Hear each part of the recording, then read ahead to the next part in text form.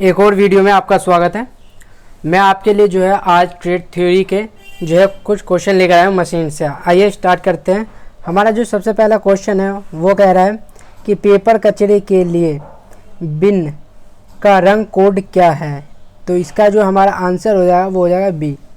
ठीक है, तो इसका आंसर जो है हमारा बी हो जाता है। नीला जो है कचरे कोड के लिए होता है। ठीक है, उसके बाद जो है हमारा क्वेश्चन नंबर 2, प्लास्टिक कचरे के लिए बिन का रंग कौन सा होता है। तो इसका आंसर जो हमारा हो गया येलो। ठीक है, ये भी कुछ क्वेश्चन आ जाते हैं कभी कभार।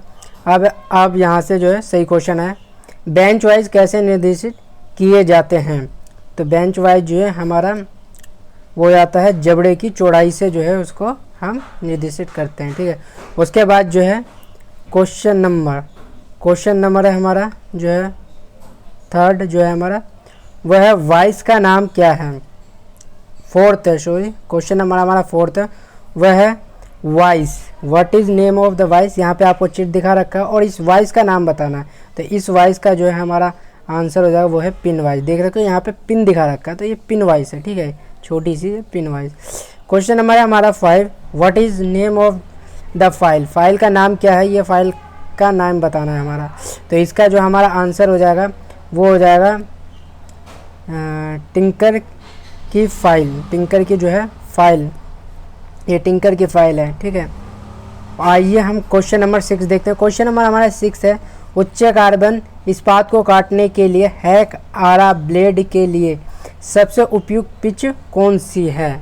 तो सबसे उपयुक्त पिच बतानी है। तो इसका आंसर जो हो जाएगा 1.4 mm की जो हमारी पिच होगी वो इसको आसानी से काटने लायक होती है। ठीक है, उसके बाद क्वेश्चन नंबर हमारा 7, यूनिवर्सल सरफेस गेज के आधार पर वी ग्रुप का उद्देश्य क्या है।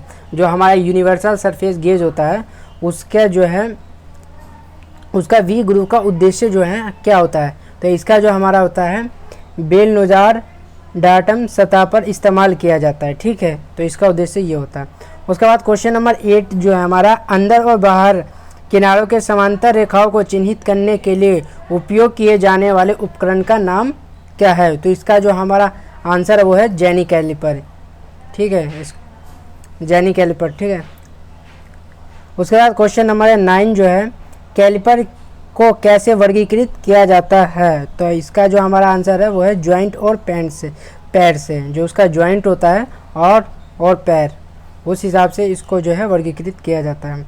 क्वेश्चन नंबर 10 है, वर्नियर हाइट गेज की अल्पमाप क्या है, यानी उसकी लिस्ट काउंट बतानी है आपको। वर्नियर हाइट गेज की लिस्ट काउंट बतानी है। तो वर्नियर हाइट गेज की लिस्ट काउंट होती है 0.02 mm जो होती है लिस्ट काउंट। ठीक है, वर्नियर कैलिपर की होती है 0.2 mm।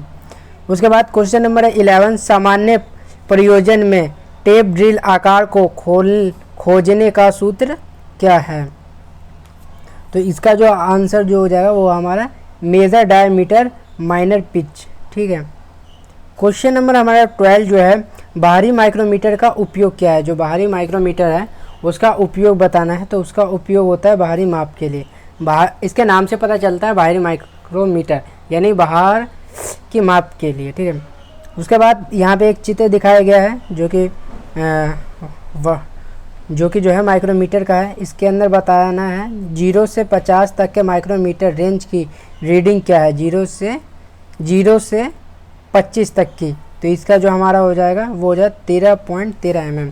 ठीक है, उसके बाद जो हमारा क्वेश्चन नंबर है 14, किस गियर यूनिट में फीडिंग चार्ट कास्टिंग पर तय किया गया है। तो इसका जो हमारा आंसर हो जाएगा वो त्वरित परिवर्तन गियर बॉक्स पे किया जाता है। ठीक है, क्वेश्चन नंबर है 15, खराद उपकरण का अंत काटने का कोण कितना होता है।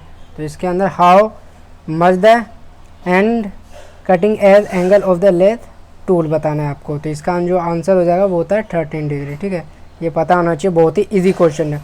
क्वेश्चन नंबर जो है हमारा 16, खराद की गियर इकाई का क्या नाम है जिसमें 3 गियर होते हैं जिनमें से प्रत्येक में समान दांते होते हैं। तो इसका आंसर जो हो जाता है हमारा टम्बलर गियर यूनिट। ठीक है, ये हमें पता होना चाहिए। क्वेश्चन नंबर है 17, यह है एक्स का भाग नाम बताना है आपको। जो ये एक्स यहाँ पे दर्शाया गया है इसका बताना है। तो इसका जो हमारा जो आंसर हो जाता है वो हो जाता है हमारा सिविल आधार। ये जो है सिविल आधार है। ठीक है, उसके बाद क्वेश्चन नंबर है हमारा 18, खराद का कौन सा हिस्सा टूल रेस्ट को सहारा देने का साधन जो कर्तन औजार को पकड़ता है? तो इसका जो हमारा आंसर होता है वो शीर्ष स्लाइड।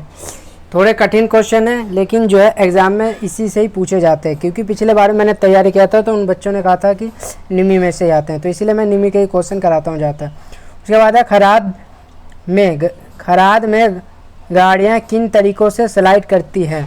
तो कैरिज जो होती है वो किस प्रकार से स्लाइड करती है? लेथ मशीन पे हमारा जो कैरिज होता है वो किस प्रकार से जो है स्लाइड करता है, ठीक है। तो इसका जो हमारा आंसर होता है वो खराद ब्लेड, आपको पता ही होगा। ये क्वेश्चन नंबर है 20 जो है, ये खराद में कौन सा उपकरण कोण की वृद्धि के मापने में अत्याधुनिक को कमज़ोर करेगा? तो इसका जो हमारा आंसर हो जाता है वो होता है 2। क्लियरेंस कोण जो है ये हमें कमज़ोर करता है, ठीक है। क्वेश्चन नंबर 21 जो है, यहाँ पे ये चित्र दिखाया गया है एस के रूप में चिन्हित भाग।